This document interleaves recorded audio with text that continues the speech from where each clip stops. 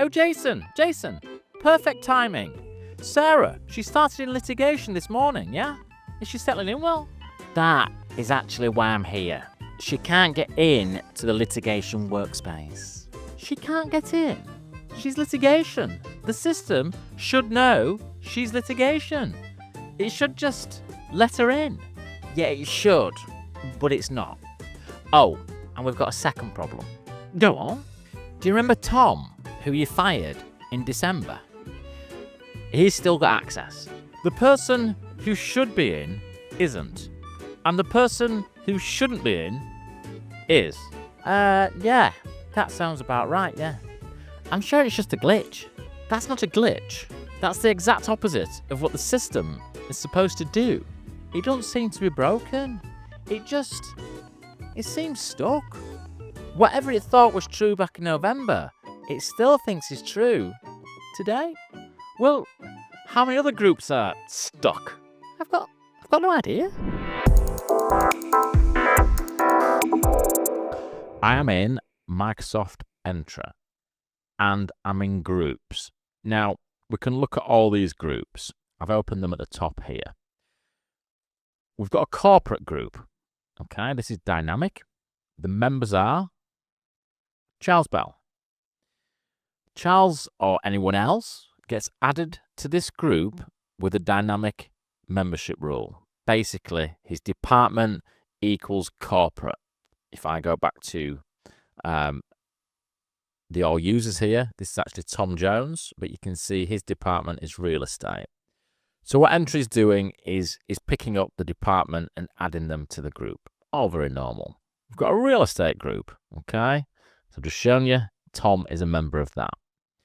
We've got a litigation group. Sarah is a member of that. So, very basic. We've then got an all fee earners group, and this is the member of. It's a dynamic group, but let's look at the membership rules. If we go on here, look, you can see important. Member of is in preview and has known bugs and limitations. We recommend not using it in production environments. Interesting. This is what's getting retired. So we created this by using this rule syntax. Basically, use it member of and then put the object IDs of the three groups into there. So it's like these three groups are nested into this one, and it all works dynamically. Now, there might be a lot of your customers who use this in the same way. And then when it comes to things like conditional access policies and things like that, you might set that to all fee earners or permissions to SharePoint sites. Okay? And that is a problem at the moment. So that is the member of doing its job. So why is Microsoft killing it? Well, it's been in public preview since 2022, and it never actually made it to general availability.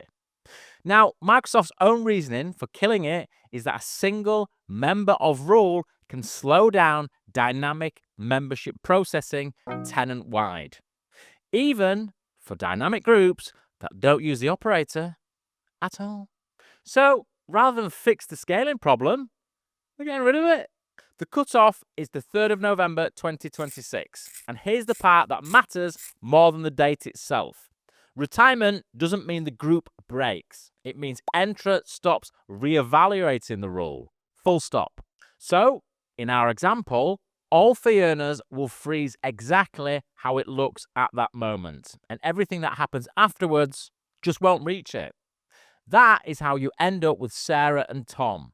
Someone joins litigation after the freeze. They never reach the all fee earners because nothing is rerunning the rule anymore. Someone leaves after the freeze. It's the same silence. They simply stay in the groups. And Tom is the one that should worry you more than Sarah. New joiners complain within a few days. They can't access things. Sarah notices immediately that she's locked out and it all gets fixed. But of course, departed staff who keep access, they don't complain. And no one complains on their behalf. The group, it looks completely healthy. It has members. It enforces access. Nothing has thrown an error. It's just quietly and permanently wrong. And it only ever drifts one way. gaining people who shouldn't be there and never gaining the people who should. So that's what's coming. So let's find out how you would check how exposed your tenant is. Let's go. So with this change coming up, how do you maybe go through your tenants, your client tenants, and find out what groups this is going to affect? Because you need to be quite proactive here. You could go through every group and have a look and see what the dynamic rules are, but that might take you a long time.